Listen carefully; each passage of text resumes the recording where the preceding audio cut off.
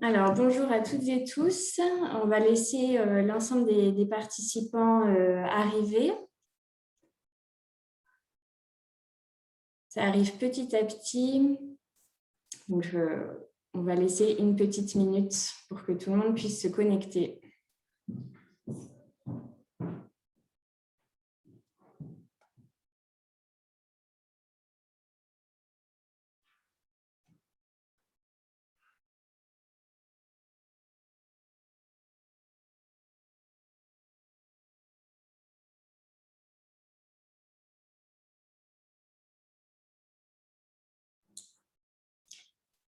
Alors, bon, on va commencer. On verra s'il y a d'autres personnes qui se connectent au fur et à mesure. Donc, bonjour à toutes et tous. Merci beaucoup de votre présence. Alors déjà, au nom de l'ensemble de l'équipe organisatrice et de l'ensemble de l'équipe de la Fédération des acteurs de la solidarité, on vous présente nos excuses pour le petit contretemps qui a fait qu'on n'a pas pu tenir cet atelier le jour prévu. Mais je remercie encore nos deux intervenants que je vais vous présenter tout de suite et qui vont du coup qui ont du coup accepté de moduler leur calendrier et d'être présents aujourd'hui. Donc, merci beaucoup à vous. Du coup, moi, je suis Maëlle Léna, donc je suis chargée de mission réfugiés migrants à la Fédération des acteurs de la solidarité. Et donc, vous êtes ici pour l'atelier relatif à l'orientation des personnes en demande d'asile et réfugiés. Où on va s'interroger sur l'articulation entre donc le SIAO et le dispositif national d'accueil qui est donc réservé aux personnes en demande d'asile et réfugiés et s'interroger plus largement sur les coopérations qui peuvent être mises en œuvre entre les différents acteurs impliqués pour améliorer cette orientation et cet accompagnement de ces personnes. Du coup, l'atelier dure jusqu'à 17h30. Donc, après cette rapide introduction, moi, je vous présenterai quelques éléments de contexte, justement par rapport à l'articulation entre DNA et parc de l'hébergement généraliste. Et ensuite, donc, on pourra compter sur la participation de nos deux intervenants. Donc, Jean-Baptiste Rebattu, qui est chef de service à la SPADA, donc la structure de premier accueil des demandeurs d'asile, qui est gérée par l'association Foyer Notre-Dame à Strasbourg, donc dans le département du Bas-Rhin, et Henri Hannequin, qui est donc directeur du SIAO du même département, donc le Bas-Rhin numéro 67. Donc, merci encore à vous de votre présence. Du coup, effectivement, on va discuter un peu des coopérations que vous avez pu mettre en place entre vos différentes structures. Et ensuite, on ouvrira plus largement la discussion à l'ensemble des participants. Alors, je vous rappelle que seules les personnes qui sont contributrices pourront intervenir directement dans le cadre des échanges. Dans la première partie, je vous demanderai d'avoir votre micro coupé, mais ensuite, vous pourrez bien sûr lever la main et intervenir directement, sachant que nos échanges sont enregistrés. Donc, si vous ne souhaitez pas apparaître, il faudra que vous coupiez votre caméra. Les personnes qui se sont inscrites en tant que spectatrices pourront intervenir par le biais de l'onglet discussion. Mais si vous le souhaitez, vous pourrez indiquer à la fois dans le chat et en levant la main. On pourra vous faire intervenir en direct, vous passer en tant que contributeur, mais on vous demandera de l'indiquer en toutes lettres dans le chat et de bien lever la main pour qu'on puisse faire la manipulation, si vous souhaitez intervenir directement. Sinon, n'hésitez pas à intervenir dans le chat. Donc voilà, du coup, c'est notre programme de l'après-midi.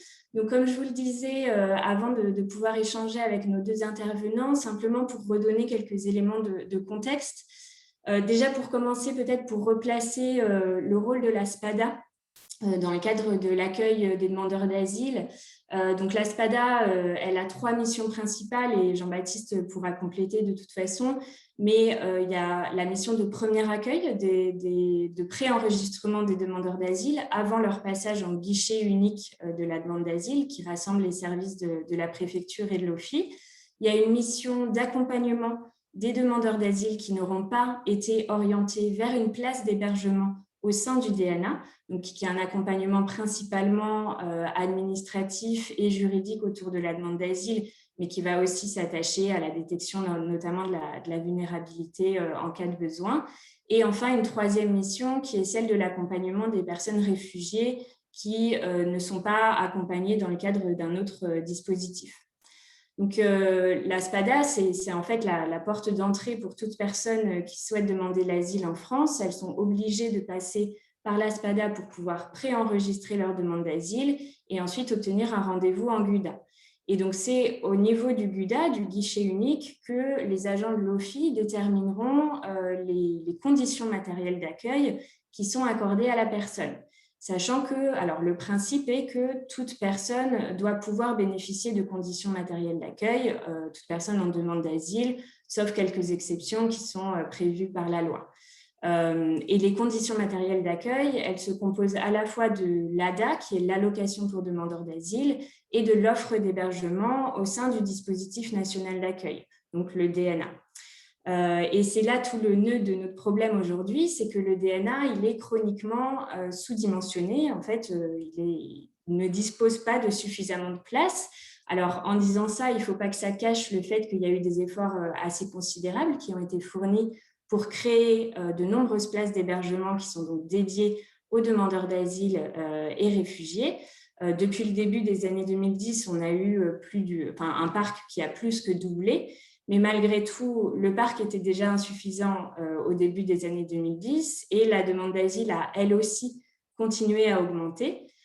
De ce fait-là, on reste dans une situation d'insuffisance et en 2019, on avait encore 50% des demandeurs d'asile qui n'étaient pas hébergés au sein du DNA. Sachant que donc, ce parc d'hébergement spécialisé pour les demandeurs d'asile et les réfugiés, il est financé par un programme budgétaire spécifique qui est le programme budgétaire 303, qui est piloté par la Direction générale des étrangers en France et par le ministère de l'Intérieur. On rentre dans du technique, mais ça a son importance parce qu'en face, vu qu'il n'y a pas assez de place au sein du DNA, les personnes font du coup appel, si elles font appel d'ailleurs, à l'hébergement généraliste. Et donc, on a une prise en charge des publics demandeurs d'asile et réfugiés au sein de l'hébergement généraliste qui est lui financé par le programme 177 du budget de l'État qui est géré donc jusqu'à récemment par la Direction générale de la cohésion sociale et depuis peu par la délégation interministérielle à l'hébergement et l'accès au logement. Donc, ces enjeux-là, ils sont importants parce qu'il y a différentes orientations de politique publique qui font qu'il y a une volonté de distinguer de manière assez fermée et étanche l'hébergement des personnes en demande d'asile qui est censé se faire au sein du DNA et l'hébergement des personnes qui ne sont pas en demande d'asile qui vont donc faire appel au droit commun à l'hébergement généraliste. Et alors, il y a bien entendu une question aussi du type d'accompagnement qui peut être proposé au sein des dispositifs spécialisés, vu que c'est le principe même du dispositif spécialisé, a priori, d'avoir un accompagnement adapté à la situation des personnes qui sont donc en exil et en demande d'asile.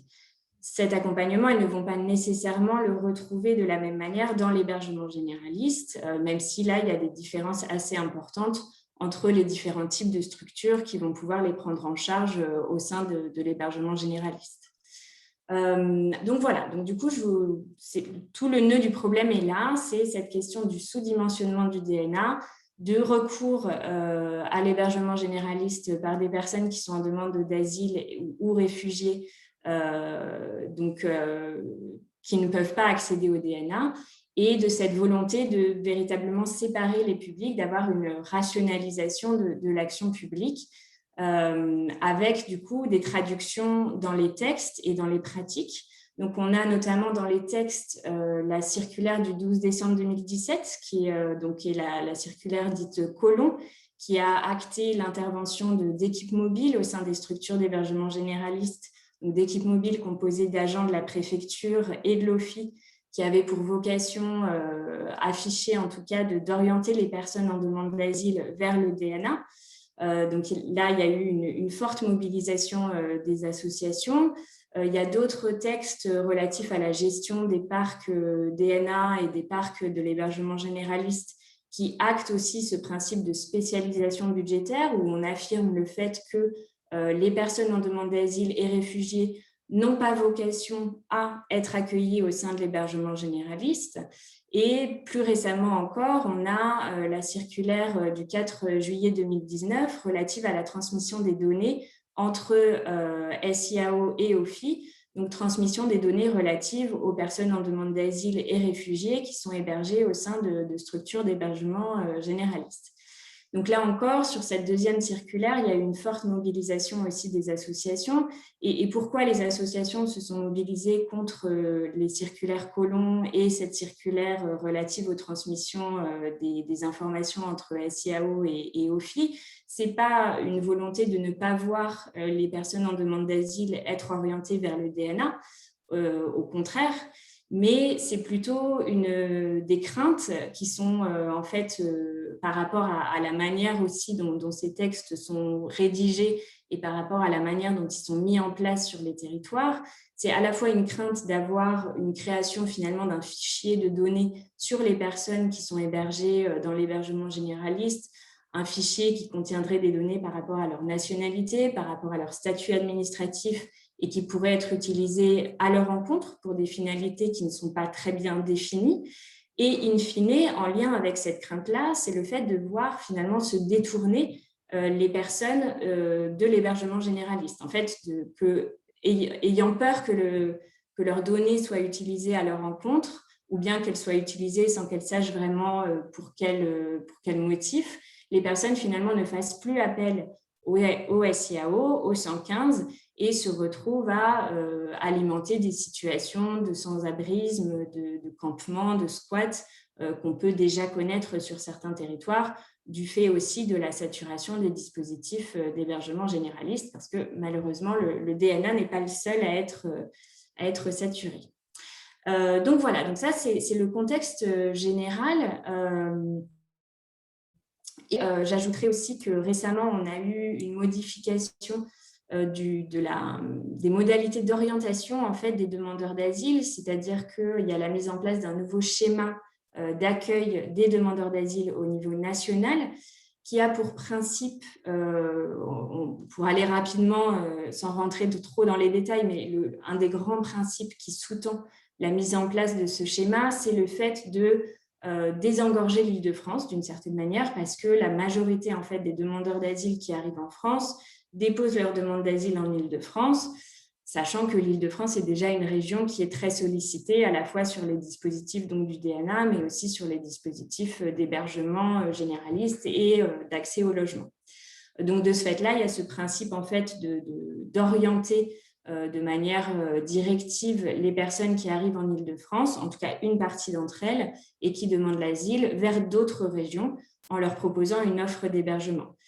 Donc, sur le principe, là encore, nous, au niveau de la Fédération des acteurs de la solidarité, le fait d'avoir une répartition sur le territoire, ce n'est pas quelque chose qui pose problème a priori. Simplement, encore une fois, on se heurte à la question de la disponibilité de places d'hébergement et du coup, finalement, où on ne ferait que décaler le problème de l'Île-de-France vers d'autres régions, ce problème, encore une fois, d'articulation entre le DNA et le parc d'hébergement généraliste et le fait que l'insuffisance de place au sein du DNA, finalement, ne se traduise par ce recours accru aux dispositifs d'hébergement généraliste qui, de fait, eux aussi, sont dans une situation de saturation. On le voit aujourd'hui, malgré, encore une fois, un effort de création de places dans le contexte de la crise sanitaire, il y a beaucoup de personnes qui restent encore sans pouvoir obtenir d'orientation. Donc voilà, ça c'est vraiment les éléments de cadrage et du coup notre objectif nous aujourd'hui c'est à la fois d'aborder ces questions et à partir de l'exemple du territoire du Bas-Rhin, c'est de se questionner sur finalement comment améliorer ce système d'orientation, comment améliorer l'accompagnement qui peut être proposé aux personnes en se questionnant aussi sur la manière de procéder. Parce que voilà, on a critiqué la mise en place des équipes mobiles, on a critiqué la question de la transmission des listes, mais du coup, l'idée, c'est aussi comment mieux faire. et on s'interroge sur qui sont les acteurs autour de la table. Et c'est là aussi pour nous l'intérêt d'avoir les SPADA finalement dans la boucle et d'avoir en fait l'ensemble des acteurs qui sont impliqués dans l'accueil et l'accompagnement des demandeurs d'asile qui soient impliqués dans ce système d'orientation et d'accompagnement. Et du coup, je vais me tourner pour commencer cette discussion vers Jean-Baptiste et pour te demander, Jean-Baptiste, en fait, vous, au niveau de la SPADA de Strasbourg, quels sont les constats en partant en fait de ce début de la chaîne, c'est-à-dire de l'arrivée des personnes sur le territoire, quels sont les constats que vous pouviez poser et qu'est-ce qui vous a, d'une certaine manière, poussé à renforcer votre coopération avec le SIAO? Oui, bon, merci Maëlle. Euh, j'ai envie de reprendre en fait pour commencer mon propos, c'est la loi de 2015 parce que finalement tout part de là. La loi de 2015 prévoit les orientations directives de l'OFII et met en place le système du guichet unique. Et en fait, dans la lettre de cette loi, on n'est pas forcément censé faire appel au SIAO puisque la loi prévoit que le demandeur d'asile qui se présente en prestation A, donc pour l'enregistrement de sa demande à la PADA pour avoir un rendez-vous au GUDA, en moins de 3 jours, il est censé avoir son rendez-vous et la loi de 2015 prévoit une orientation directive au moment du GUDA. Donc techniquement, la loi prévoit ce système-là, c'est en 3 jours, j'ai mon rendez-vous à la préfecture et je suis tout de suite orienté dans le dispositif national d'accueil. Sauf que évidemment, ça ne fonctionne pas, puisque tu l'as très bien dit en introduction, c'est qu'on n'a que 50% de nos demandeurs d'asile qui sont au final hébergés dans un hébergement dédié. Donc on se retrouve effectivement avec avoir une grande partie de nos usagers à la PADA qui ne sont pas hébergés et qui ne le seront jamais parce que l'hébergement n'est pas suffisamment conséquent. De ce constat-là, eh bien, on essaie de trouver des solutions puisque notre mission, c'est dans les conditions matérielles d'accueil, tu l'as bien dit, donc il y a l'hébergement proposé par l'OFII, il y a l'allocation pour demandeur d'asile, et puis il y a l'accompagnement social et administratif. Et tant qu'il n'y a pas un hébergement dédié, c'est effectivement la PADA qui est en charge de cela. Et bien sûr, ça comprend aussi l'aide sociale pour ces personnes-là, et notamment des recherches de solutions d'hébergement, puisque finalement, c'est quand même leur première demande. C'est les personnes qui viennent sur le territoire, qui sont en véritable difficulté, qui n'ont pas d'hébergement, mais ils se tournent vers nous et c'est totalement logique, ça fait partie de nos missions. Donc, de ce constat-là, on a essayé de travailler de manière plus étroite avec le SIAO 67, avec Henri. On est arrivé à peu près en même temps sur nos postes respectifs et je pense qu'on a tout de suite compris l'intérêt de travailler ensemble sur le public demandeur d'asile. Ce qui existait déjà, c'est des signalements assez réguliers de la part de la PADA au 115 67 par mail, souvent par téléphone, un contact régulier, puisque à plusieurs niveaux, c'est-à-dire on pouvait orienter des personnes qui n'étaient pas encore passées au GUDA, puisque encore il y a quelques mois avant cette période de crise sanitaire, on avait des personnes qui pouvaient attendre 15 jours, voire 20 jours pour accéder au GUDA.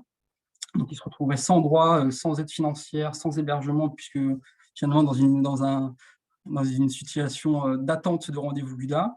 On pouvait aussi orienter, essayer de demander l'appui du 115 pour des personnes qui sont en attente d'un hébergement, d'une proposition d'hébergement de l'OFII, qui pouvaient mettre du temps, voire ne jamais arriver. Et puis, il y a aussi toutes les personnes qui sont privées de CMA, qui n'ont plus les conditions matérielles d'accueil ou qui ne sont pas éligibles aux conditions matérielles d'accueil, ces personnes-là, nous, on continue à les suivre, on continue à maintenir la domiciliation postale, on continue à les accompagner. Et ces personnes-là aussi ont besoin d'un hébergement. Donc, de ces constats-là, on a essayé de renforcer notre collaboration avec le SIAO 67 en systématisant, je laisserai Henri ensuite intervenir, mais en systématisant les signalements de personnes dès le premier accueil, donc dès leur rendez-vous, leur passage à la PADA, leur premier passage à la PADA, on signale au 115 les personnes qui se déclarent sans hébergement pour qu'ils puissent ensuite tout de suite les rentrer dans la base de données. Et puis, en fait, finalement, comme avec l'OFII, on fonctionne finalement de la même façon, on signale les vulnérabilités, on essaie de prendre en compte les situations individuelles. Et depuis quelques temps, on a essayé de renforcer cette collaboration en essayant de de définir un peu des critères de vulnérabilité aussi, puisque voilà, il y a des personnes, on avait tendance peut-être à une époque à systématiser ces signalements. Maintenant, on essaye de renforcer notre collaboration en faisant des signalements de manière un peu plus qualitative. On essaie de prendre en compte bien plus la vulnérabilité des personnes qui se présentent chez nous. Et ça fonctionne bien, ça fonctionne très bien, puisque désormais, lorsqu'on fait un signalement un peu plus appuyé, voilà, on a essayé d'élaborer ensemble un peu des critères, cela fonctionne bien et on arrive à trouver des solutions généralement assez rapidement pour des personnes vulnérables. Donc, effectivement, pour nous, de manière générale, je pense les SPADA, mais en tout cas pour la SPADA 67, on a 3 grands collaborateurs. On a l'OFI, la préfecture et puis le SIAO. Ça, c'est une évidence parce que désormais, le SIAO, en tout cas 67, fait vraiment partie de nos collaborateurs privilégiés. Merci beaucoup, Jean-Baptiste. Du coup, est-ce que Henri, tu peux, toi, nous expliquer depuis le point de vue du SIAO comment fonctionne cette coopération avec la SPADA? Oui, bonjour à tous. Comme le disait Jean-Baptiste, aujourd'hui, on a un double niveau de signalement de la part de la SPADA. On a d'une part communication par la SPADA de l'ensemble des signalements des personnes qui sont sans demande d'hébergement. Et on a un deuxième niveau de signalement, je dirais beaucoup plus urgent et aigu, quand il y a des vulnérabilités, une détresse toute particulière. Ce que nous, ça nous permet de faire, ça nous permet, sur le premier niveau de signalement, de saisir les personnes dans SI et SIAO. Alors, ça pose un certain nombre de questions au niveau du RGPD, on en est conscient, mais néanmoins, on considère que l'opérationnel et l'intérêt des personnes dans ce cas-là prévaut. Puisque ça permet aux écoutants du 115 d'avoir déjà une fiche créée. On n'a plus d'enjeu d'épeler les noms des personnes, d'avoir des fiches en doublon, et globalement, la fiche, elle est déjà créée, la personne, elle est déjà connue de la base de données, ce qui nous garantit une qualité de l'accueil de la personne au téléphone. Ensuite, on a un deuxième niveau avec les signalements urgents pour des situations particulièrement vulnérables où nous, on va pouvoir, comme on est opérateur d'une maraude professionnelle qui tourne 7 jours sur 7 aussi, aller à la rencontre des personnes et décider beaucoup plus aisément d'une mise à l'abri s'il y a lieu. Donc là, on a un gain de temps et un gain qualitatif sur le repérage des situations et sur leur accueil. On a un autre intérêt derrière qu'on considère toujours dans l'intérêt des personnes, c'est qu'en procédant de la sorte, le statut administratif des personnes nous est connu. Et c'est un effet vertueux, sachant qu'on a bien conscience qu'il y en a plein d'autres qui sont plus compliqués. Je pense qu'on y reviendra après, de l'échange de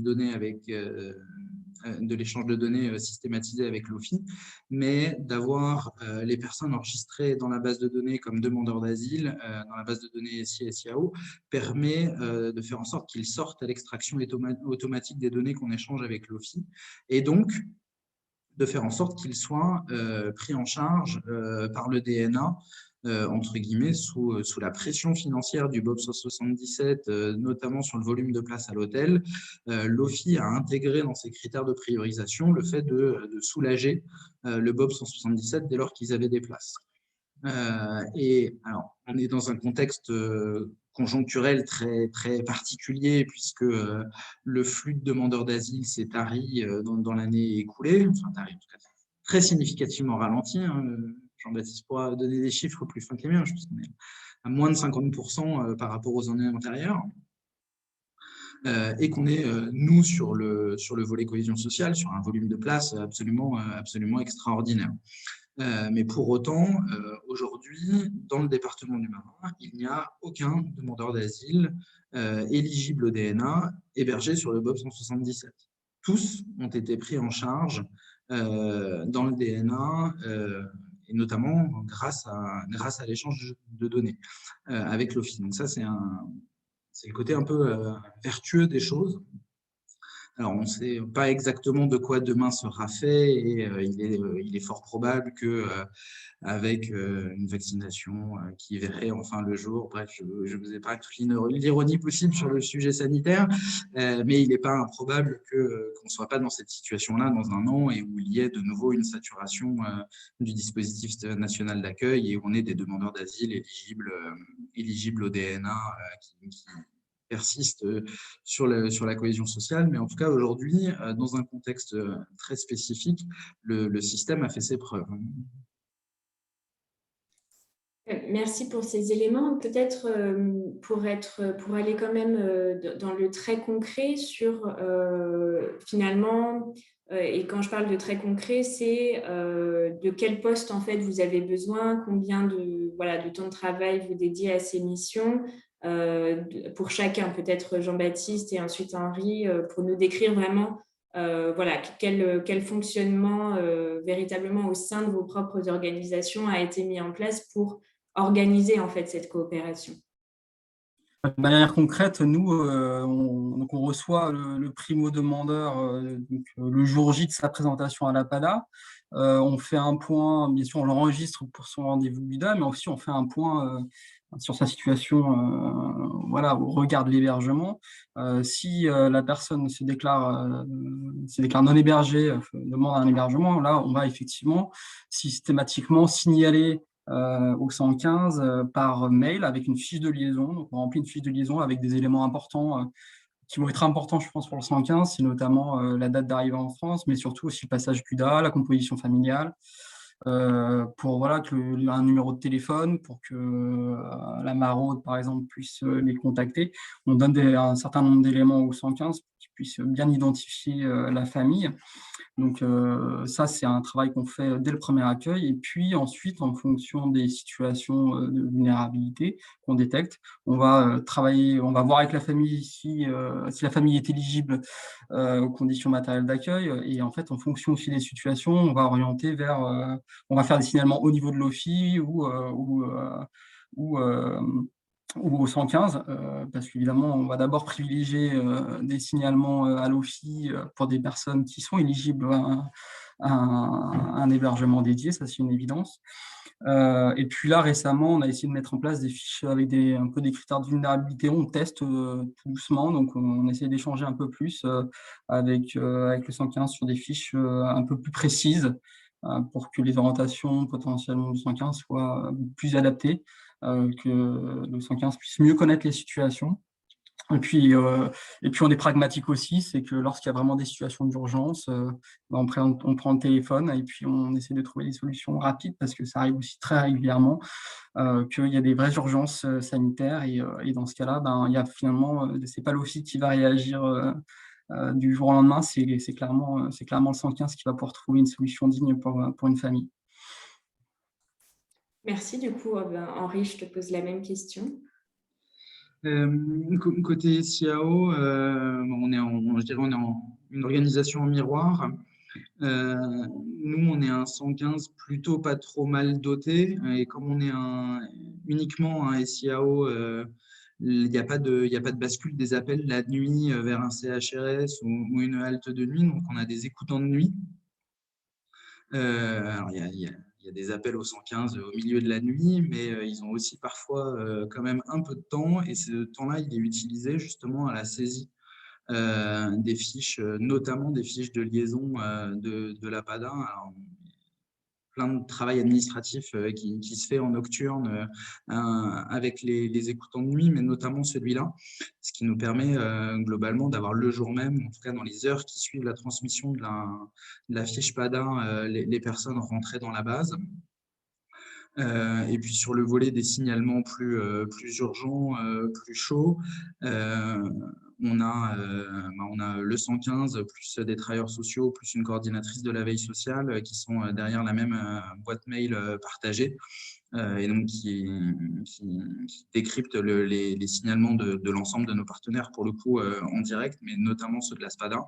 Et puis on a mis en place un pont téléphonique entre Jean-Baptiste et Claire, la coordinatrice de la veille sociale chez nous, pour vraiment les cas très urgents qui nécessitent une prise en considération immédiate et une mise à l'abri directe. Et dans ce cas-là, comme nous disait Jean-Baptiste, voilà, on va au plus vite, on décroche le téléphone, on fait une mini-cellule de crise et dans la mesure du possible, on trouve des solutions et globalement, on y arrive plutôt pas trop mal en ce moment, quoi. Merci pour ces éléments concrets. Du coup, de ce qui ressort aussi de ce que vous dites, c'est, ce qu'on identifie, c'est la nécessité aussi d'un langage commun, d'une compréhension entre vos deux structures.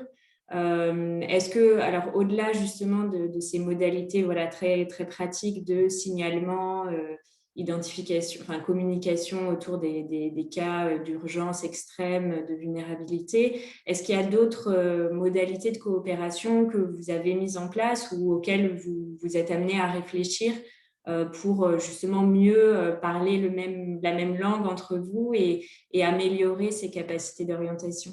Jean-Baptiste? Oui, effectivement, nous, en ce moment, puis c'est quelque chose qui qui se développe aussi sur le domaine de l'asile, c'est quand même la prise en compte de la vulnérabilité. Et nous aussi, on veut travailler là-dessus parce que c'est vrai que lorsqu'on a 300 à 400 primo-demandeurs par mois, c'est difficile de s'attacher sur des situations individuelles, c'est difficile de détecter des vulnérabilités parce qu'elles ne sont pas toutes visibles. Sur un rendez-vous, c'est pas forcément aisé de détecter des vulnérabilités spécifiques. Et c'est vrai qu'on a voilà, là, comme l'a dit Henri, on a quand même des flux asiles qui sont en baisse. On est à moins 50% globalement sur l'année dernière, qui est une année quand même bien spécifique. Donc, on essaye de travailler beaucoup plus qualitativement, puisqu'on peut en ce moment le faire. Et on a vraiment envie et la volonté de travailler avec toute l'équipe de la PADA sur la détection de la vulnérabilité. Et je pense que effectivement, avec le SIAO, je pense qu'ils pourront nous donner un petit coup de main là-dessus parce qu'on on a besoin de ça aussi, de pouvoir, dans des laps de temps assez courts, avoir des clés de détection de la vulnérabilité, des éléments qui nous permettent d'orienter au mieux les usagers. Merci Jean-Baptiste. Henri, du coup, même question un peu et peut-être plus au niveau du SIAO sur la connaissance de l'asile, de cette chaîne aussi administrative. Oui, c'est exactement là qu'est l'enjeu. Autant c'est le métier de la veille sociale que d'arriver à prioriser les personnes en fonction de critères de vulnérabilité, quel que soit leur statut administratif. Autant les méandres du droit d'asile à la française sont complexes. Et nous, clairement, il y a un besoin identifié pour les exploitants du 115, pour les travailleurs sociaux, les intervenants sociaux de la Maraude, notre équipe qui gère le pôle hôtel aussi, d'avoir une compréhension beaucoup plus fine de ce qu'est le droit d'asile. Je pense qu'on y viendra ensuite sur les perspectives qu'on a de façon plus générale dans les relations avec l'OFII, mais voilà, les notions d'éligibilité au dispositif national de l'asile, c'est pas une case que nous on connaît dans SI-SIAO. On a demandeur d'asile ou pas demandeur d'asile. Voilà, il y a une catégorie, il y a plusieurs zones grises, Dublin. Je vous épargne ici toutes les subtilités du droit d'asile, mais nous on a un enjeu clairement à s'acculturer à ça pour aussi avoir des propositions adaptées à faire aux personnes en termes d'hébergement.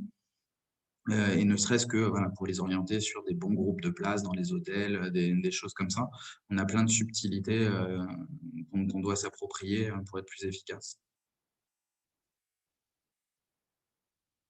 Alors, du coup, je voulais aussi, je pense que les avantages de ce type de coopération se dessinent dans le cadre de vos interventions, mais voilà, depuis que vous avez mis en place ce système et que vous avez aussi essayé de l'affiner, alors là, bien sûr, vous mentionnez aussi le contexte qui est quand même très particulier. Alors, sur le territoire du Bas-Rhin, c'est moins 50%. Au niveau national, on est plutôt à moins 40% de la demande d'asile sur l'année 2020. Mais voilà, on sait que le contexte sanitaire est très particulier et de fait, la baisse du nombre d'arrivées sur le territoire, la baisse du nombre d'enregistrements de demandes d'asile fait forcément baisser la pression. Donc, comme tu le disais, Jean-Baptiste, permet aussi peut-être d'avoir un travail qualitatif plus important. Mais voilà, vous aviez quand même déjà commencé à mettre en place cette coopération alors qu'on était sur des flux qui n'avaient pas encore baissé au niveau de l'année 2020. Qu'est-ce que, voilà, que très concrètement, on a vu le fait de pouvoir orienter les gens sur des places d'hébergement, ça c'est le premier avantage. Au-delà de ça, qu'est-ce que vous identifiez comme plus-value finalement de cette coopération que vous avez pu mettre en place entre SPADA et SIAO? Jean-Baptiste, peut-être? Je pense que ça permet, donc, clairement, c'est une meilleure connaissance des situations pour moi. C'est que je pense que autant le SIAO que les SPADA, finalement, si on communique, on échange, on- je pense qu'on peut avoir aussi une plus-value importante ensemble au niveau des orientations, des demandeurs d'asile, donc je parle plutôt du public éligible, vers le DNA, c'est-à-dire qu'on a une vraie connaissance des situations. Le 115 va avoir une connaissance plus peut-être sur l'hébergement, voilà, des personnes, et, euh, et je pense qu'on pourrait clairement, dans notre collaboration, apporter beaucoup plus aux instances de l'État, puisque les orientations sont directives, en tout cas pour les demandeurs d'asile, mais je pense que notre collaboration permettrait vraiment de pouvoir aussi positionner les familles sur des hébergements qui correspondent aux situations des personnes.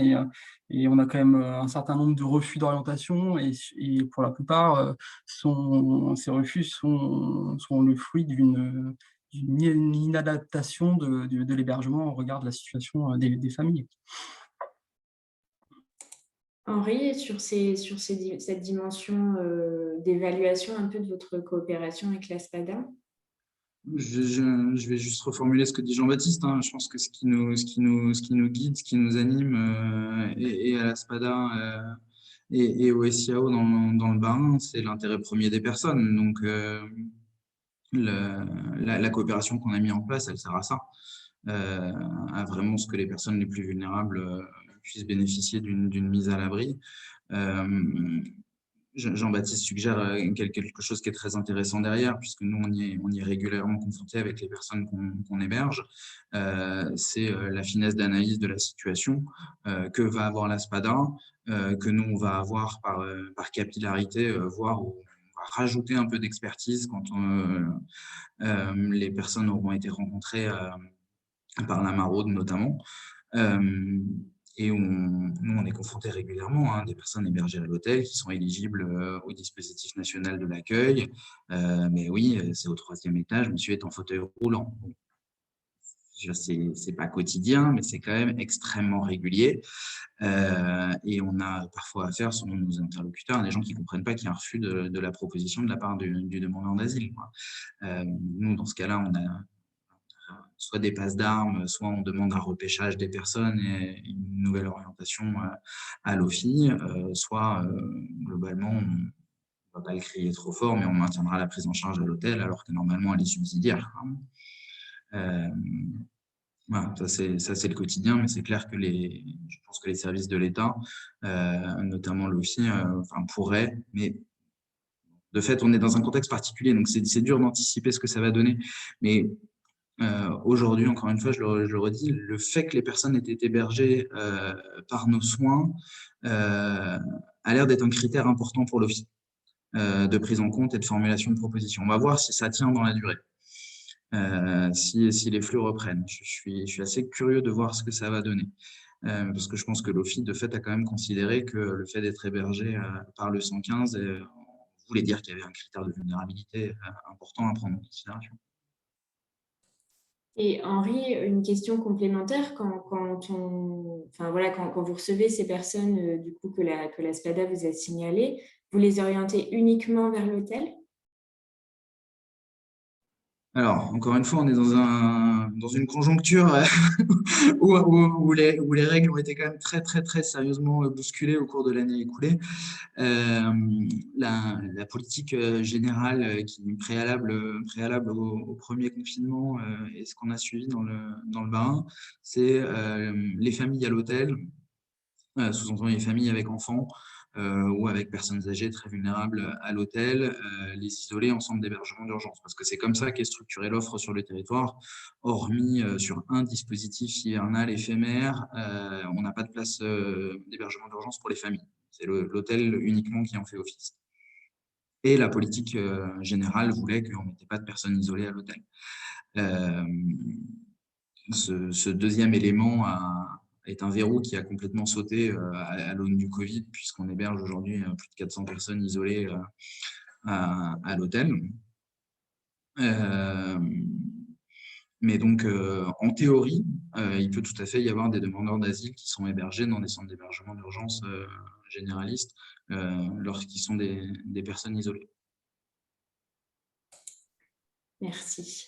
Du coup, donc là, on a vu un peu dans cette première partie de nos échanges cette coopération entre vos deux types de structures, entre la SPADA et le SIAO.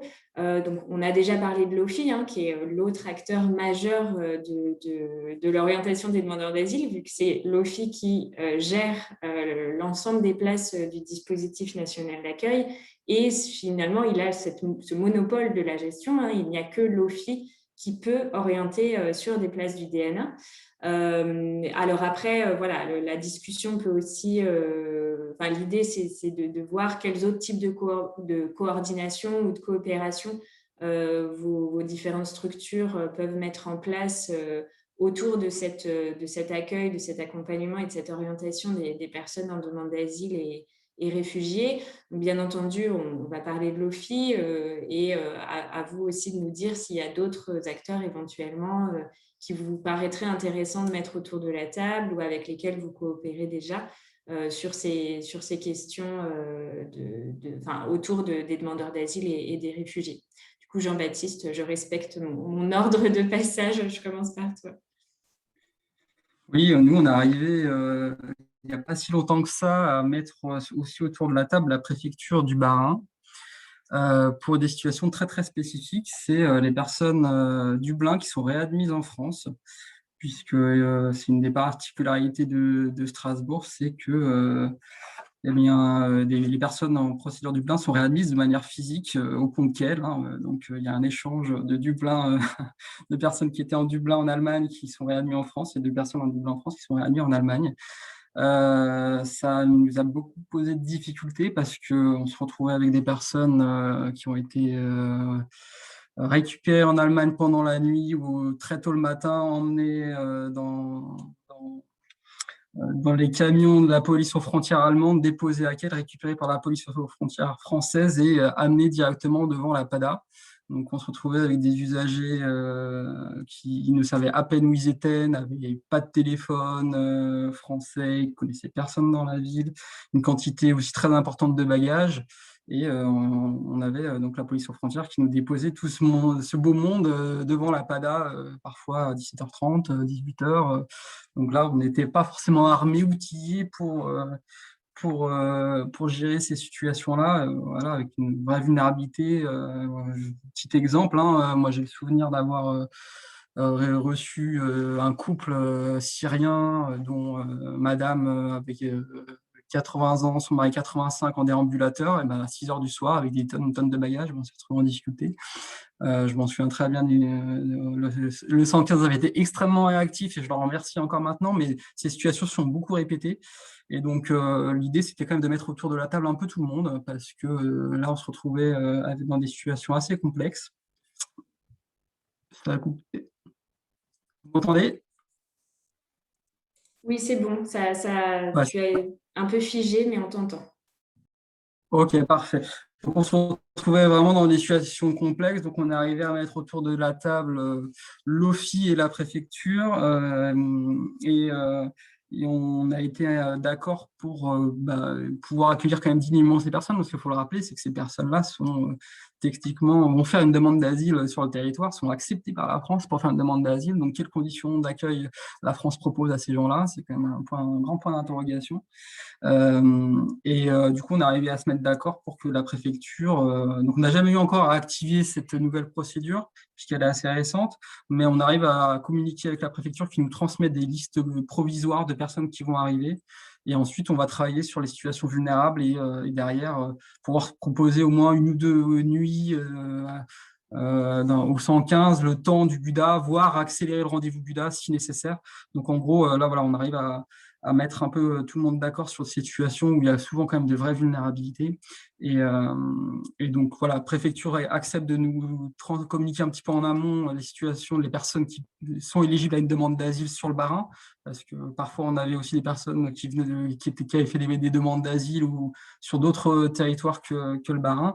Et après, l'idée, c'est de voir en fonction des vulnérabilités, qu'est-ce qu'on fait? Est-ce qu'on met à l'abri immédiatement? Est-ce qu'on essaie d'accélérer le rendez-vous Buda en fonction des vulnérabilités, etc. Donc, il y a un dialogue en tout cas qui s'est instauré pour situations qui sont quand même bien spécifiques au Bas-Rhin. Et comme c'est Oui, je te laisse réagir. Et comme c'est une danse à quatre, nous, on a eu dans les mois écoulés quelques signalements qui émanaient de la direction de la cohésion sociale, nous signalant l'arrivée sur le territoire de familles réadmises du Blain et nous demandant de préparer une chambre. Ça a le mérite d'être souligné, je pense. Très bien. Du coup, Henri, je te laisse garder le micro pour nous expliquer aussi, vous, de votre côté, voilà, les autres coopérations au-delà de la SPADA sur ces questions d'orientation des demandeurs d'asile. Moi, je n'ai pas un historique énorme puisque moi, je suis arrivé en poste en juin 2019. Il s'avère qu'il y a eu une circulaire fameuse que tu as citée qui est tombée assez peu après. Donc moi, ma première réunion en préfecture en tant que directeur du SIAO, c'est septembre 2019. Autour de la mise en œuvre de cette circulaire interministérielle sur l'échange des données. La réunion a commencé par « Monsieur le directeur du SIAO, est-ce que vous pouvez nous communiquer la liste des déboutés du droit d'asile qui sont hébergés par vos soins, s'il vous plaît ?» Je dois vous dire que la réunion a été courte. Puisque pour le coup, moi j'ai un passé Médecins sans frontières et la CIMAD, donc j'étais un peu armé, on va dire, pour dire non, et que ça ne s'est pas très bien passé. Bon, le conseil d'administration du SIAO m'a soutenu et appuyé à la demande, mais donc globalement, on a opposé une fin de non-recevoir à la communication de cette liste déboutée qui était prévue dans la mouture initiale au titre pour que l'OFII puisse faire une proposition d'aide au retour volontaire. Donc c'était l'argument qui était déployé par la direction migration intégration de la préfecture pour nous demander communication de cette liste. Donc le conseil d'administration du SIAO 67 a acté qu'il n'y aurait pas de communication de données tant qu'il y avait un recours devant le Conseil d'État. Le Conseil d'État a néanmoins, quand même encadré, on va dire, la transmission de ces données et a notamment sorti la préfecture du jeu sur l'organisation des réunions autour du traitement des situations qui étaient remontées qui étaient le produit de l'échange des données. Donc, depuis novembre ou décembre 2019, nous, on procède à l'échange mensuel, des données avec l'OFII. Un des effets positifs, je le disais tout à l'heure, c'est que, dans un contexte encore une fois très particulier où le flux d'arrivée de demandeurs d'asile est moindre, mais c'est que nous n'avons plus de demandeurs d'asile éligibles au dispositif national de l'accueil hébergés durablement à l'hôtel. Dès lors qu'il y en a, ils sont dans les 15 jours ou 3 semaines, une proposition d'hébergement leur est faite par l'OFII. L'autre effet qui est plus complexe à démêler, c'est qu'on a un retour d'information de l'OFII qui nous dit un tel a obtenu le statut bénéficiaire de la protection internationale ou protection subsidiaire, un tel est débouté. Et un des effets compliqués pour nous à gérer, c'est qu'on a de fait fait fondre dans notre base de données le nombre de demandeurs d'asile hébergés qui n'étaient pas éligibles au DNA. Donc, on a des données beaucoup plus fiables. Ça, en soi, c'est plutôt une bonne nouvelle.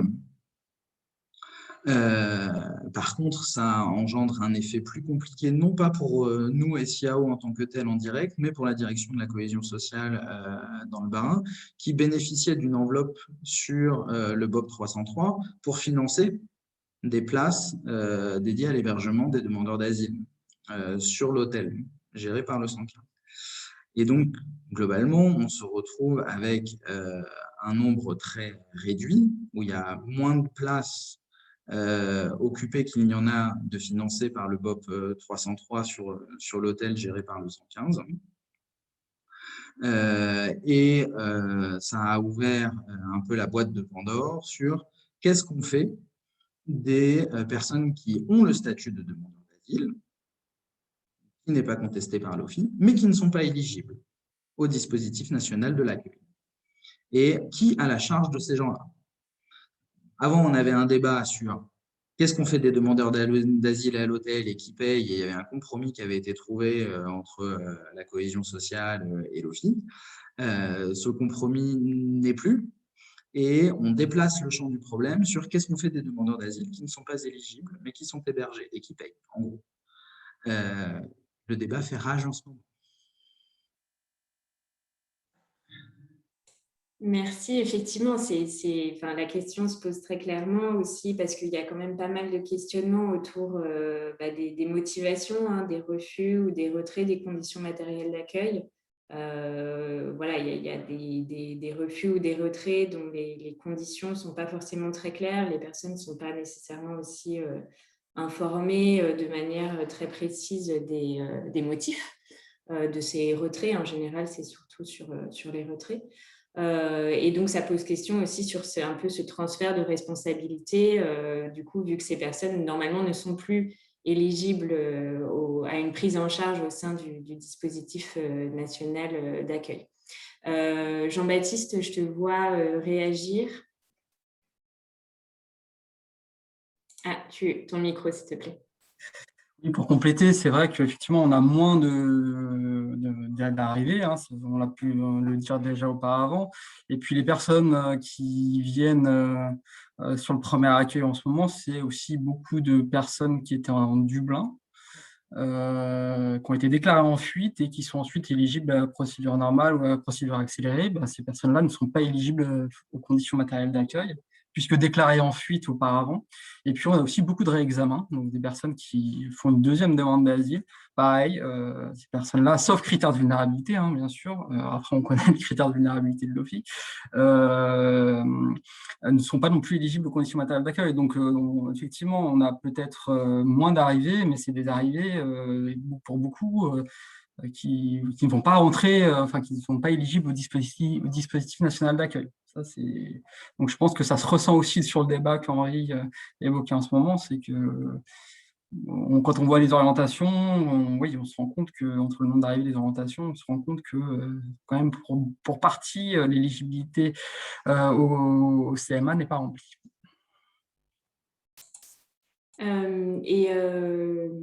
Peut-être sur cette question alors Henri, tu nous fais un retour d'expérience qui semble, où finalement cette transmission de liste, elle semble avoir fonctionné. Mais est-ce qu'à des niveaux, parce qu'un des éléments qu'on peut faire valoir, et c'est aussi quelque chose d'une certaine manière a été souligné par Jean-Baptiste, c'est-à-dire qu'il y a cet aspect de savoir, voilà, quels sont les statuts des personnes et finalement, est-ce qu'ils peuvent prétendre à une prise en charge au sein du DNA? Mais au-delà de ça, il y a toute cette question de l'adaptation des typologies de places qui sont disponibles aux besoins. Comment est-ce que ça s'organise finalement? Parce que le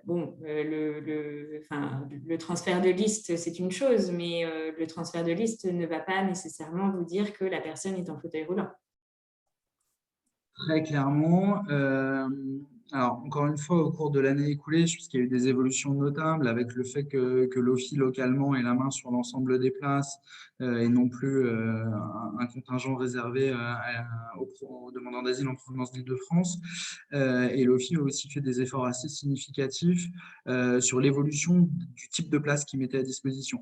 Historiquement, la problématique qu'on rencontrait, c'est que le parc du dispositif national de l'asile était dédié aux familles.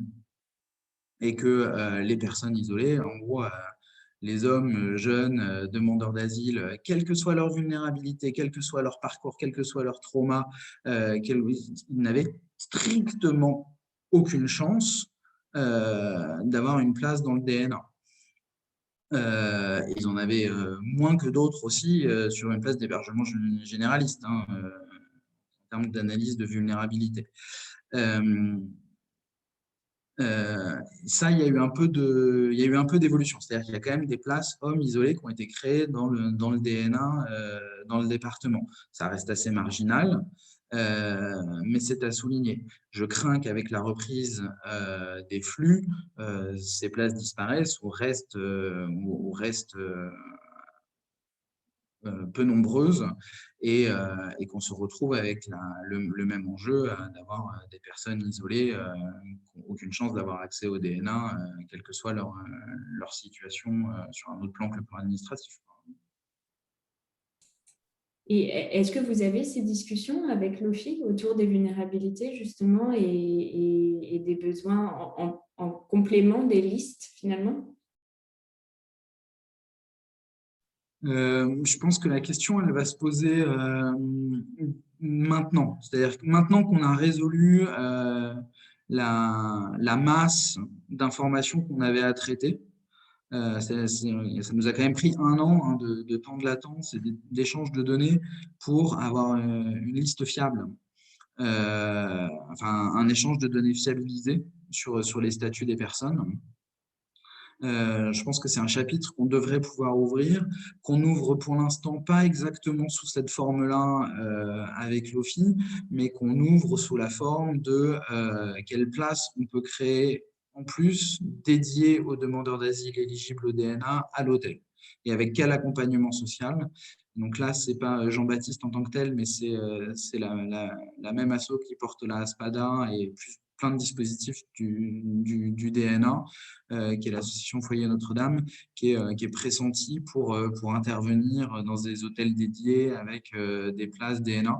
Pour l'instant, c'est plutôt ça le sujet qui nous occupe, c'est-à-dire quand même de fait non pas qu'on crée des places puisqu'elles sont déjà financées, mais qu'on aille au bout de cette création de places supplémentaires du DNA dans le parc hôtelier.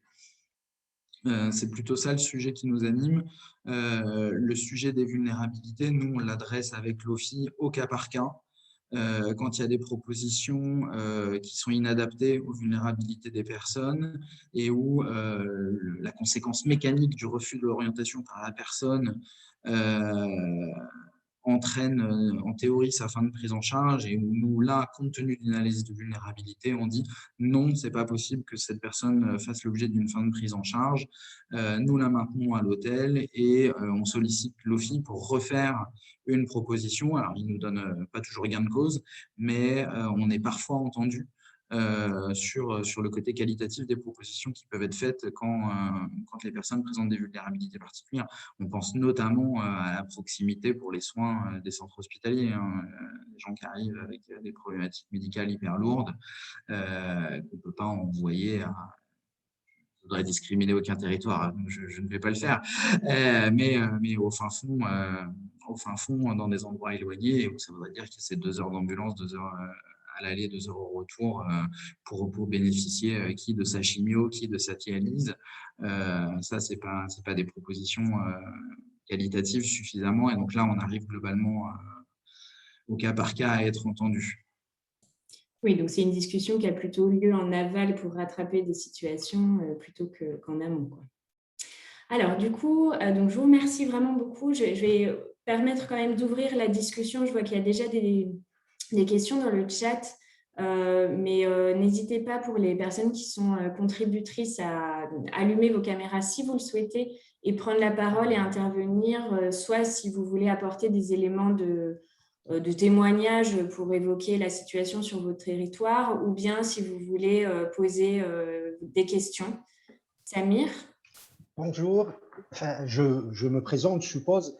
Samir Laswani, je suis directeur d'un pôle asile à Marseille de l'association Sarah Logisol, composé de 7 établissements autour de la demande d'asile, des CADA, des UDA, femmes victimes de violences et de traite des êtres humains, anciens établissements CAO qu'on a fermés, je serais à la mauvaise place pour évaluer aujourd'hui le lien OFI-SIAO chez nous. Mais effectivement, j'allais dire, c'est très intéressant ce que vous avez présenté. Quid des places disponibles? Parce que sur les Bouches-du-Rhône, on parle que ça soit, même si le lien commence à s'établir, j'ai l'impression qu'on est plutôt en carence de places. Avec la crise sanitaire, il n'y a plus de turnover, y compris sur les places d'hébergement.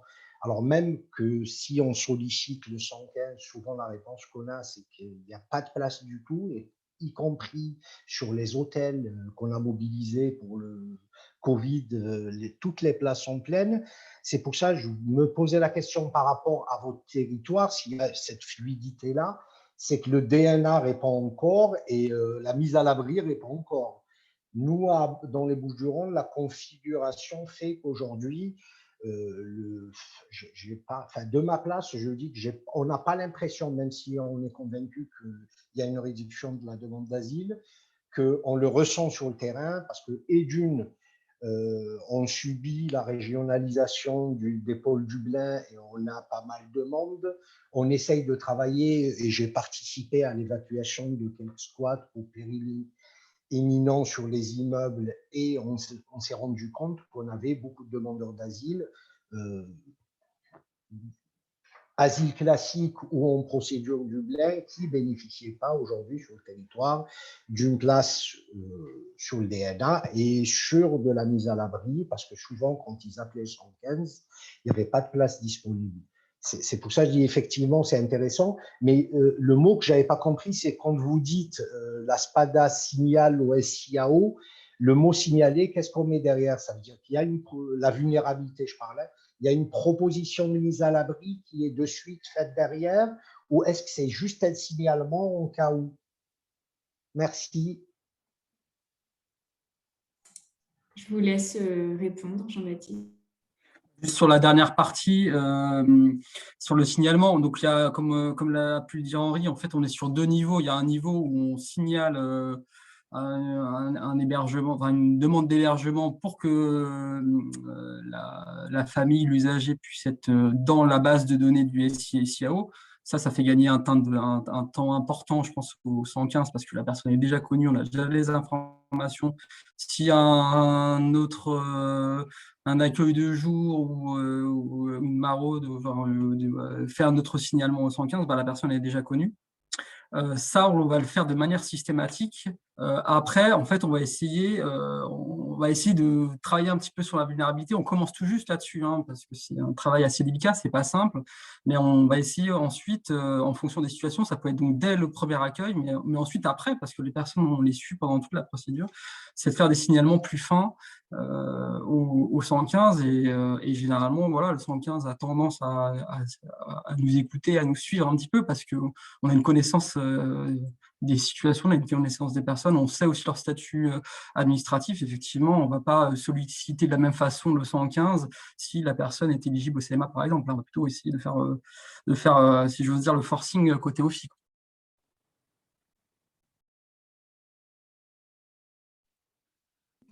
Henri, est-ce que tu souhaites réagir? Oui, peut-être un complément, parce qu'effectivement, on est très content de la collaboration qu'on a mis en place avec la SPADA et on arrive à répondre aux situations les plus urgentes. Pour autant, on ne vous vend pas du rêve. Le 115 du Bas-Rhin répond quand même non à 90% des sollicitations. On est un 115 normal, il n'y a pas de… Voilà. On a mis quand même en place un mécanisme qui fait que pour les situations les plus vulnérables, on arrive à les prioriser quasi immédiatement. Ça, c'est le premier élément de la réponse. Globalement, ça nous a permis d'avoir une vraie finesse d'analyse dans la priorisation des vulnérabilités et de la partager. Le deuxième élément que vous souleviez, Samir, c'est les places dans le DNA. Nous, SIAO, par définition, nous n'avons pas cette visibilité.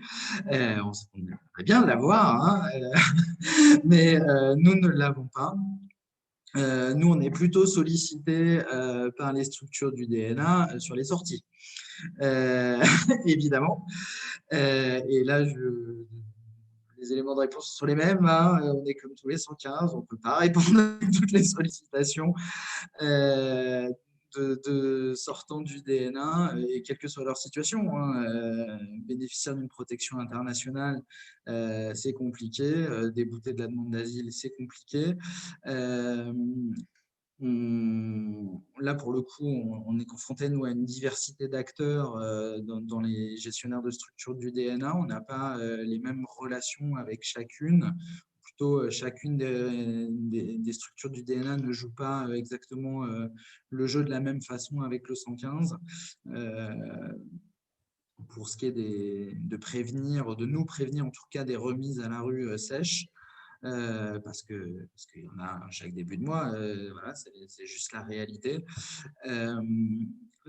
On est dans une conjoncture, encore une fois, là, qui est en train de changer, c'est-à-dire que ça a été un peu, pendant l'année écoulée, on a réussi à créer autant de places qu'il y avait de besoin, à pas grand-chose près, hein. Nous, on a créé 1200 places à l'hôtel, plus 500 places ménage aux droits incomplets. Bref, c'était un peu… oui, on est sur des chiffres. Voilà, notre file active à l'hôtel a doublé et on a réussi à avoir une fluidité importante en créant d'autres places ailleurs. Donc, ça nous a permis d'absorber pendant un an. Enfin, voilà, on a eu des résultats qu'on n'imaginait jamais. On s'est retrouvé avec des associations ultra militantes qui disaient « Mais les rues sont vides, que se passe-t-il ? Que s'est-il passé ?» Voilà, des gens très militants qui ont dit « Mais il ne manque plus grand-chose à faire avant que Strasbourg soit la capitale du sans-abrisme. » Donc, la première capitale à avoir vaincu le sans-abrisme, vous m'avez compris. Bon, bien évidemment, là, il y a une circulaire qui est tombée depuis le 1er mars qui signe très clairement la fin de la récréation. Voilà. Fermeture de places exceptionnelle, progressive, fermeture des dispositifs hivernaux. On est en redescente rapide vers la normale, et vous écrivez la normale comme vous voulez, avec une apostrophe ou pas. Voilà. Alors, ce que je trouve intéressant dans votre partage entre le SIAO et la SPADA, c'est au fond un partage d'expertise et de technicité.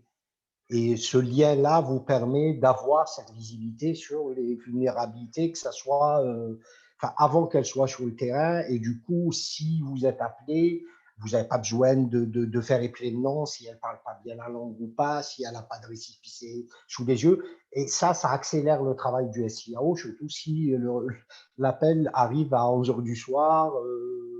Et la personne, c'est ce côté intéressant que je vois dans votre collaboration, et franchement, chapeau. Si vous arrivez à le mettre en place, nickel. Et aussi, côté PADA, effectivement, on ne va pas en abuser non plus. C'est-à-dire que pour que ça fonctionne, ce n'est pas de saturer le 115. Clairement, on n'est pas là-dessus. On ne va pas se leurrer. Quand on a 400 primo qui arrivent par mois, ils ne vont pas être tous être hébergés du jour au lendemain, ni par l'OFI, ni par le 115. Donc, à un moment donné, il faut aussi qu'on soit pragmatique. Et généralement, moi, quand je prends le téléphone, c'est pour des urgences. Et je ne le prends pas souvent, mais quand je le prends, voilà, c'est pour des vraies urgences. Quand on fait certains signalements, c'est pour des… Voilà, on essaie de hiérarchiser un petit peu nos demandes. Quoi qu'il en soit, on fait des demandes systématiques pour toutes les personnes. Mais lorsqu'on va plus loin, c'est qu'on considère vraiment qu'il y a quelque chose en plus qui nécessite…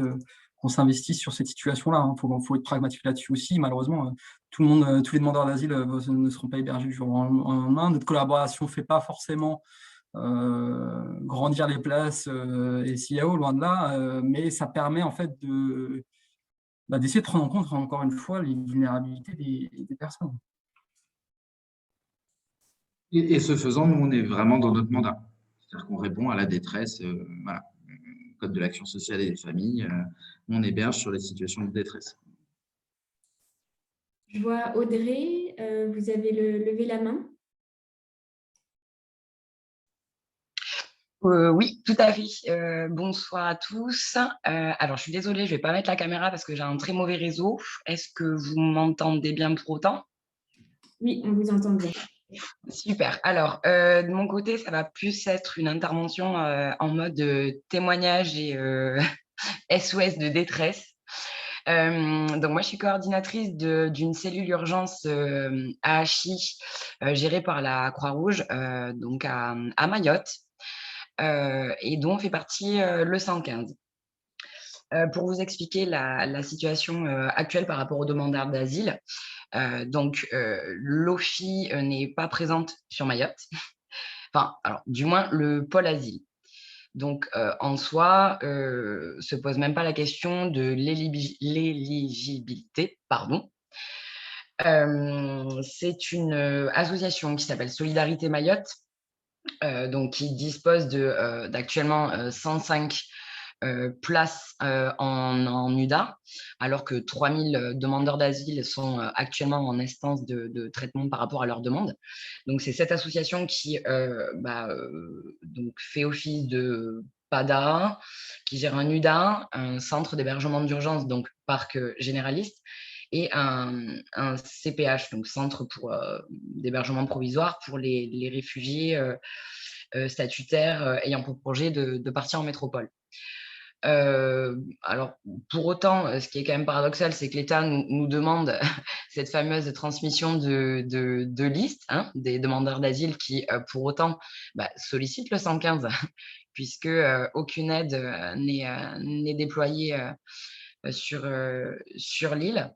Donc, on nous demande cette transmission et on nous demande également de ne pas orienter ces demandeurs d'asile sur le parc d'hébergement classique. Voilà, donc c'est clairement un bazar sans nom. Les droits des personnes des demandeurs d'asile sont bafoués plus.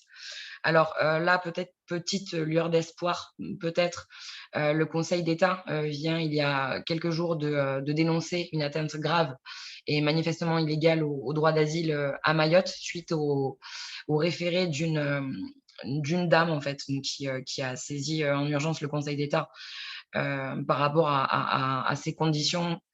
Donc le Conseil d'État a dénoncé ces conditions et donc derrière la CIMAD interpelle le gouvernement pour assurer en fait la dignité de tous les demandeurs d'asile et pas que cette dame-là à Mayotte, sachant que dans le nouveau schéma d'accueil national ne sont pas intégrés les territoires d'outre-mer. Oui, Voilà. merci beaucoup effectivement pour ce témoignage. Alors, c'est vrai que Mayotte et de manière plus globale les territoires d'outre-mer, c'est une situation qui est véritablement spécifique, notamment du fait de la quasi-inexistence de place du DNA, en fait. Donc, voilà. Après, les instructions dont vous parlez, cette volonté justement de restreindre l'accueil des demandeurs d'asile et réfugiés au sein du DNA, qui est là, on le voit, poussé à l'extrême et, si j'ose dire, jusqu'à l'absurde aussi, parce que finalement, on vous donne des instructions de ne pas orienter les personnes vers le parc d'hébergement généraliste, alors que c'est même pas qu'il n'y a pas suffisamment de place du DNA, mais c'est qu'il n'y en a pas du tout. Donc, c'est vrai que voilà, on est là sur des logiques qui sont poussées à l'extrême sur les territoires d'outre-mer, mais qui, de fait, se retrouvent aussi sur d'autres territoires. Et il y a ces instructions qui existent sur d'autres territoires aussi, et c'est bien aussi ce que l'ensemble des associations qui avaient fait les recours à la fois contre la circulaire Collomb et la circulaire sur les transmissions d'informations entre SIAO et OFII avaient soulevé en fait. Et c'est ce que le Conseil d'État a d'ailleurs rappelé dans sa décision. Alors, le Conseil d'État a refusé d'annuler cette circulaire, mais a quand même fourni, comme le disait Henri, un cadrage assez strict de l'application de la circulaire, donc les échanges d'informations doivent concerner uniquement les personnes en demande d'asile et réfugiés et pour des finalités bien précises. Et elles ne doivent pas avoir, in fine, pour effet, finalement, d'écarter ou de prononcer des fins de prise en charge ou de faire des refus de prise en charge des personnes en demande d'asile ou réfugiés ou en toute autre situation administrative qui répondraient aux conditions du Code de l'action sociale et des familles pour une prise en charge au sein de l'hébergement généraliste. Donc voilà, mais effectivement, on vous remercie de votre témoignage parce que la situation est quand même assez extrême et malheureusement très, très difficile pour les personnes qui sont sur les territoires ultramarins. Et comme vous le dites, on va suivre avec attention les suites qui sont données à cette décision du Conseil d'État. et en espérant que ça pourra se traduire par des créations de places et des orientations et des accueils sur l'hébergement généraliste qui pourront se faire selon les besoins, quoi. En tout cas, merci pour cette intervention. Dimitri, je vous laisse intervenir. Oui, bonjour à tous. Vous m'entendez bien? Donc, je vais me présenter juste en quelques secondes parce que le temps file très vite. Donc, Dimitri Chevreau, je suis directeur du SIAO dans le Loir-et-Cher et de finalement 133 places d'hébergement généraliste et 250 places d'HUDA. Donc, le Loir-et-Cher est un petit département rural. Et donc, ayant cette double casquette, effectivement, concernant notamment la mesure qui nous est, enfin, les choses qui nous sont demandées concernant la mesure de la vulnérabilité des personnes, la combiner à la fois sur le SIAO, mais aussi d'interpeller, comme la loi nous l'indique, auprès de l'OFI. Voilà, les choses se font peut-être plus facilement que dans d'autres départements, bien que ce ne soit pas toujours si simple, parce qu'il y a des fois, il faut être un peu schizophrène. Et donc, oui, simplement pour essayer d'insister davantage sur la deuxième question de la thématique, sur les modalités de coordination, de collaboration, je voulais simplement témoigner du fait que il existe une certaine forme de collaboration locale depuis un moment, puisqu'en fait, tous les acteurs se connaissent. Donc, c'est assez aisé. Jusqu'à il y a, avant le Covid, un exemple qui pourrait être essaimé. Donc, la préfecture a décidé de créer à l'époque ce qu'ils ont appelé un comité asile, c'est-à-dire que ça faisait suite à l'ouverture de toutes les places de CAO et l'État voulait certainement un peu mieux maîtriser les choses. Donc, était autour de la table le SIAO, l'OFI, l'éducation nationale, le secteur d'assistance sociale, enfin, il y a beaucoup d'acteurs, les CADA, HUDA, évidemment. Là, l'idée, puisque pour répondre en partie sur la question de la liste et de la confidentialité, de critères sur les mesures de vulnérabilité, justement, cette instance a permis de construire quelque chose un peu de commun. Puisque de toute façon, ayant des listes déjà communes, de fait, la transmission d'informations se faisait effectivement on va dire dans un bon esprit et dans l'objectif de pouvoir respecter à la fois le droit des personnes et des familles, mais aussi de se mettre d'accord sur ces fameux critères de vulnérabilité pour essayer de prioriser notamment les sorties du BOP 177 vers le 303.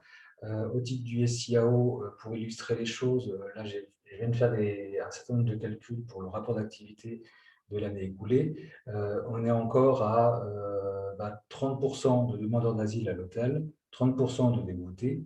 Et concernant l'hébergement généraliste, on a navigué grosso modo entre 50 et 80% l'an passé de demandeurs d'asile et de personnes déboutées sur l'hébergement généraliste, sur les 130 places. Forcément, j'ai, on va dire, crié au secours à plusieurs reprises pour pouvoir en fait faire en sorte que l'OFI puisse au moins localement de temps en temps nous aider sur les situations les plus compliquées, ce qui a été assez rarement le cas. Il faut dire qu'on a très peu de liens ou téléphoniques ou par mail ou encore moins physiques avec l'OFI.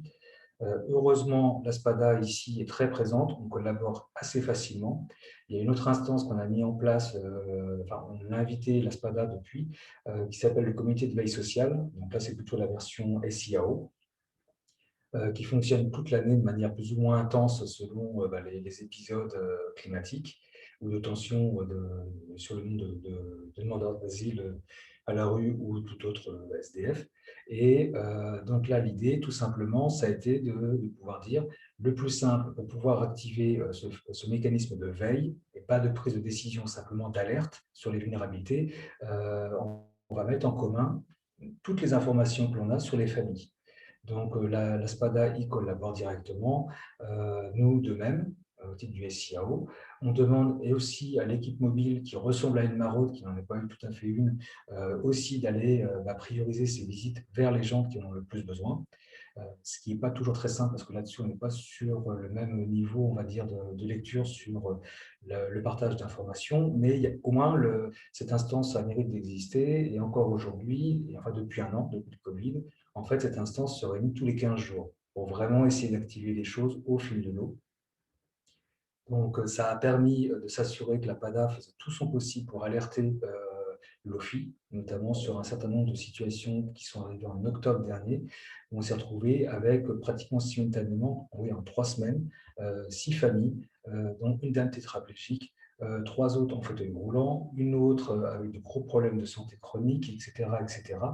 Et lorsque j'ai fini par appeler la directrice directement de l'OFI, elle m'a dit « Mais monsieur, de toute façon, il n'existe pas de place adéquate, débrouillez-vous de ça ». Voilà, ça a été ça la réponse.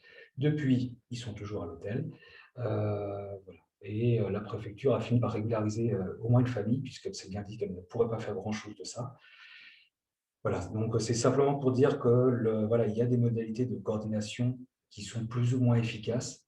J'ai envie de croire que l'essentiel est évidemment là dans la recherche de résultats, mais aussi surtout de faire vivre ces instances le plus longtemps possible, parce qu'on se débat un peu tout seul dans nos difficultés, et le seul moyen d'arriver à construire quelque chose, et d'arriver peut-être à faire entendre qu'il y a des modalités territoriales à développer certainement concernant justement ces espèces de montage en silo, de prestations d'hébergement entre HU et HUDA.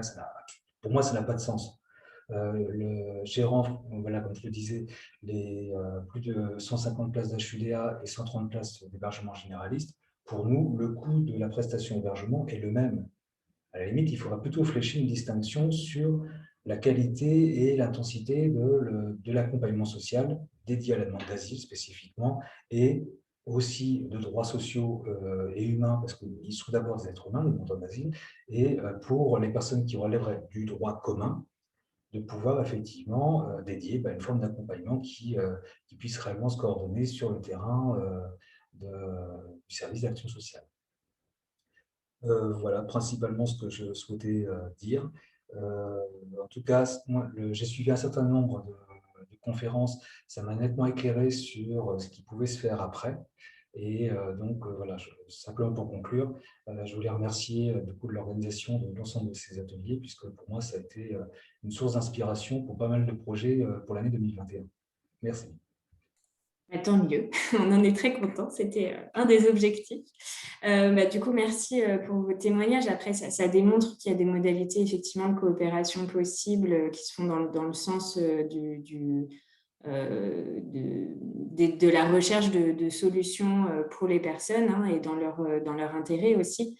Et c'est là-dessus que nous, on est aussi assez vigilants, notamment autour des questions de la transmission de données sur les personnes déboutées. Voilà, le fait qu'il puisse y avoir des dialogues et des coopérations autour de cas individuels, c'est pas quelque chose qui est problématique en soi, mais c'est le fait aussi que les objectifs soient bien partagés entre tous les acteurs, que les personnes elles-mêmes soient bien informées des raisons et des finalités des transmissions de données sur leur situation qui vont être faites, et que les cadres soient aussi bien fixés avec les acteurs pertinents et compétents autour de la table, et ce dialogue puisse exister pour que les besoins des personnes soient véritablement pris en compte, avec malgré tout une attention justement sur ces aspects aussi de transmission de données qui sont très importants à avoir, et pour l'information aussi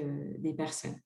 Henri, j'ai des questions qui me remontent là. Je remercie Emmanuel qui agit dans l'ombre, qui me fait remonter des questions. Mais du coup, si tu peux nous en dire plus sur la plus-value de la transmission des données par le SIAO par rapport au suivi qui est fait par l'ASPADA, et au signalement qui sont faits par l'ASPADA pour les demandeurs d'asile qui ne sont pas hébergés. Comment ça s'articule entre ce que peut faire l'ASPADA en lien avec l'OFI et finalement ce que vous faites remonter comme information sur les demandeurs d'asile qui ne sont pas pris en charge dans le DNA? Je ne suis pas sûr d'avoir bien compris si la question était sur l'échange de données entre SPADA et SIAO, ou entre SIAO et OFI. En fait, si je comprends bien la question moi-même, entre SIAO et OFI, c'est-à-dire qu'il y a cet échange, enfin, la SPADA transmet déjà un certain nombre d'informations sur les personnes qui ne sont pas hébergées au sein du DNA à l'OFI, vu qu'il y a un suivi administratif et juridique de ces personnes. Et en plus, il y a cette transmission de données qui est faite du coup entre le SIAO et l'OFI. Comment ça s'articule? Est-ce que pour vous, il y a eu, tu constates que finalement, vos transmissions de listes, elles sont plus efficaces que ce qui est transmis par la SPADA? Est-ce que c'est l'inverse? Nous ne sommes pas dans les raisonnements de l'OFI. Question difficile. Ouais, non, question difficile. Donc, moi, je répondrai pas à la place de l'OFI pour savoir qu'est-ce qui est considéré de façon prioritaire par l'OFI, des signalements qui vont remonter de situations individuelles par la SPADA, de la transmission que nous on fait de façon de données consolidées automatiques. Je pense qu'il y a de ce que j'observe, moi, en ce moment, encore une fois, avec toutes les réserves qu'on peut mettre sur le contexte, les personnes qui sont hébergées par nos soins et qui sont éligibles au DNA, aujourd'hui, sont prises en charge extrêmement rapidement par l'OFI. Je ne sais pas si c'est lié, disons, au taux de rotation sur les places du DNA que gère bien l'OFI et qui est en mesure en ce moment d'absorber toute la demande. C'est une hypothèse. L'autre hypothèse, c'est qu'il y a des négociations sérieuses et un peu serrées, je dirais, entre les différents services de l'État, et notamment entre cohésion sociale et OFI pour des raisons budgétaires. Parce qu'il y a clairement ça aussi à la manœuvre en toile de fond, de choses que nous, on perçoit les signaux faibles seulement, mais clairement, le poids de l'hôtel dans le Bas-Rhin pèse énormément sur les budgets. Pour vous donner un ordre de grandeur, on avait en 2019 un volume total de dépenses qui approche les 12 millions d'euros sur l'hôtel dans le Bas-Rhin. Je vois Dimitri qui hausse les sourcils. Attention, je vais vous les faire hausser plus haut. 2020, on est à 21 millions. Donc, oui. Donc, il y a quand même des enjeux absolument significatifs de gestion de la dépense publique aussi qui sont derrière. Je ne suis pas sûr que ce soit systématiquement l'intérêt premier des personnes qui priment dans les arbitrages. Merci pour ce retour. Je voulais peut-être, à moins que Jean-Baptiste ait une réaction là-dessus, mais vous poser deux questions liées pour essayer de tenir à peu près le timing. Enfin, deux questions qui ne sont pas nécessairement liées entre elles, mais que je vais vous poser quand même ensemble. Donc, une question sur les conditions qui seraient nécessaires pour finalement transposer un peu votre modèle de coopération et de coordination sur d'autres territoires et potentiellement une coordination autour de l'orientation des personnes réfugiées. Est-ce que c'est des choses aussi sur lesquelles vous avez travaillé? Voilà, peut-être essayer de conclure sur ces deux éléments.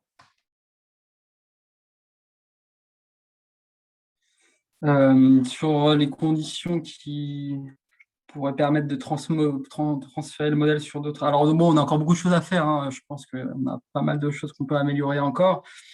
Après, je pense que très vite, on a voulu instaurer un dialogue franc et efficace entre nous.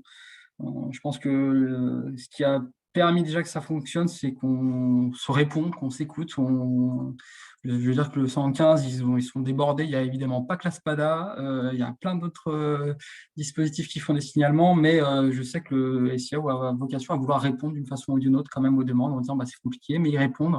Donc déjà, ça crée quand même un climat d'échange. C'est quand même la première des conditions, c'est de pouvoir échanger.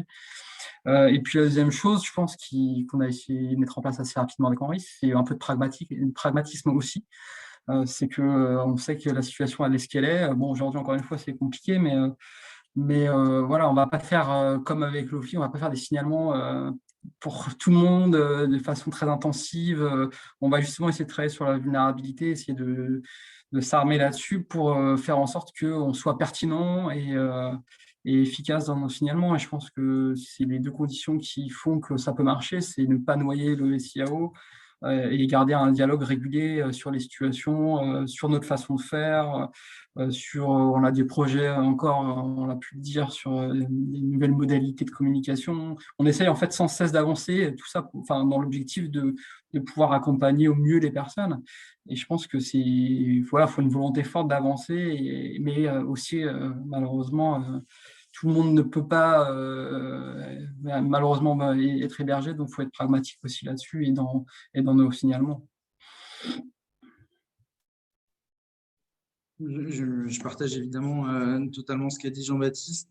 Moi, ce qui me vient en tête, mais je pense évidemment à ce que disait Audrey Ducos tout à l'heure, mais à ce que partagent aussi d'autres SIAO sur le territoire hexagonal. C'est les pressions des services de l'État auprès des SIAO pour dire attention, ce n'est pas votre public. Nous, c'est quelque chose qui nous est rapporté hyper régulièrement comme discours tenu par certains 115 dans d'autres départements qui disent vous êtes demandeurs d'asile, ce n'est pas nous. Et ça pose pas mal de questions. Donc, il y a clairement aussi un enjeu pour les SIAO à savoir résister aux pressions qui peuvent parfois être exercées sur eux et à savoir gérer ça et à tenir bon. On a un principe, il est dans le Code de l'action sociale et des familles, c'est l'inconditionnalité de l'accueil et c'est un combat de tous les instants. Et il est rappelé par la décision du Conseil d'État relative à la circulaire sur les transmissions d'informations entre SIAO et OFI. Et sur les réfugiés, est-ce que vous avez peut-être quelques pistes de réponse, même si on n'aura pas le temps de développer? L'hébergement des réfugiés, c'est un sujet qui nous arrive sous plein d'angles différents. On a les réfugiés qui sont suivis par la SPADA qui nous saisit de demandes d'hébergement ou de logement. On a ceux qui sont hébergés à l'hôtel et pour le coup, la FND, donc l'association qui porte la SPADA, aussi a un dispositif de mesure qui s'appelle Hors les murs et qui accompagne les réfugiés à l'origine pour leur accès au logement autonome. Et donc là, on a travaillé ces derniers temps pour que ces mesures d'accompagnement embrassent l'ensemble du public réfugié hébergé à l'hôtel et qu'elles puissent aussi ressaisir le SIAO, je dirais, une fois qu'on les a mis à l'abri sur des critères de vulnérabilité, qu'on puisse être ressaisi après un diagnostic social fin pour des orientations qui vers du CHRS, de la mise en relais, de l'intermédiation locative, bref, qu'on ait un diagnostic social fin qui nous permet une orientation de qualité vers les dispositifs appropriés. Et puis, on est confronté aussi à des phénomènes, c'est des épiphénomènes, ça ne représente pas des quantités de personnes importantes, mais qui néanmoins nous perturbent régulièrement par le sens qu'elles ont. C'est des réfugiés qui viennent qui ont obtenu le statut ailleurs et qui arrivent sur le territoire. Et on a notamment une filière syro-guyanaise qui arrive beaucoup à Strasbourg pour des raisons qu'on ne s'explique pas encore très bien. Mais on est régulièrement confronté à ça, donc des personnes qui ont obtenu le statut, et notamment à l'outre-mer, qui sont régulières et légitimes, et qui, une fois qu'ils l'ont obtenu, arrivent sur le territoire hexagonal et nous sollicitent et enfin, voilà, se retrouvent arrivés dans des situations absolument catastrophiques, sont sous l'attente alors qu'ils ont des droits et ainsi de suite, et où on part entre guillemets de zéro parce qu'ils sont inconnus sur le territoire et il faut faire le repérage, l'orientation, les diagnostics, et ainsi de suite. Là, c'est tout de suite plus compliqué.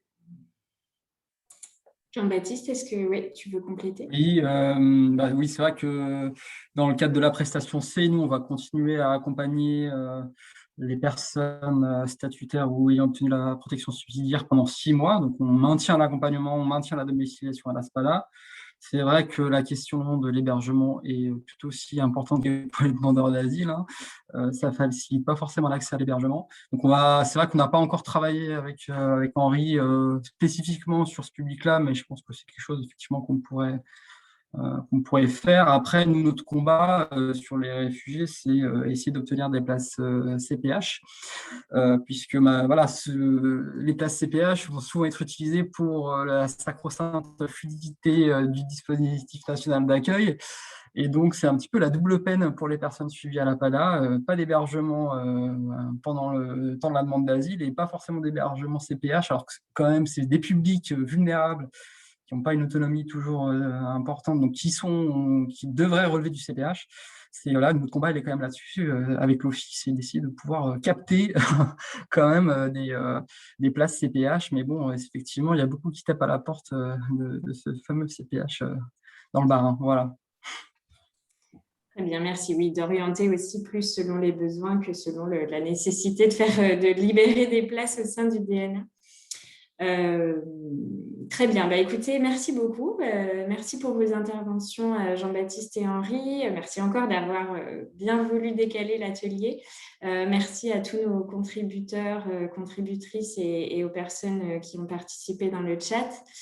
Du coup, voilà, je pense que les discussions ont été assez riches et ce qu'on a vraiment voulu montrer, c'est il y a un objectif partagé, ou en tout cas sur certains volets, de mieux orienter les personnes en demande d'asile et les personnes réfugiées selon leurs besoins. Et nous, ce qu'on défend, et je pense que c'est ce qui est illustré par les interventions de Jean-Baptiste et de Henri au niveau de la SPADA et du SIAO du 67, c'est le fait que ce dialogue, il est utile. Il permet d'affiner les connaissances du public, de mieux les orienter, de mieux travailler ensemble pour ces acteurs-là. Et puis aussi, c'est de défendre cette idée que cette orientation et cet accompagnement des personnes en demande d'asile et réfugiés, elle doit se faire avec l'ensemble des acteurs et en utilisant les compétences de l'ensemble des acteurs. On voit que la SPADA, elle a des compétences, elle a des connaissances sur les publics qu'elle reçoit. Le SIAO, il a cette connaissance aussi au niveau de la vulnérabilité. Il y a cette nécessité de prendre en charge des publics qui ne peuvent pas accéder, quoi qu'il arrive, au DNA pour un certain nombre de raisons, que ce soit les questions d'adaptation de places ou d'insuffisance du nombre de places, et que donc cette coopération entre l'hébergement généraliste et le dispositif national d'accueil, elle ne peut pas s'arrêter à un simple principe de dire tel public doit aller dans telle case et que la coopération, elle doit se faire plus largement. Donc voilà, je vous remercie. Donc c'est sur cette conclusion que je finirai cet atelier et merci encore à vous toutes et tous. Bonne fin de journée. Merci. À tous, au revoir. Au revoir.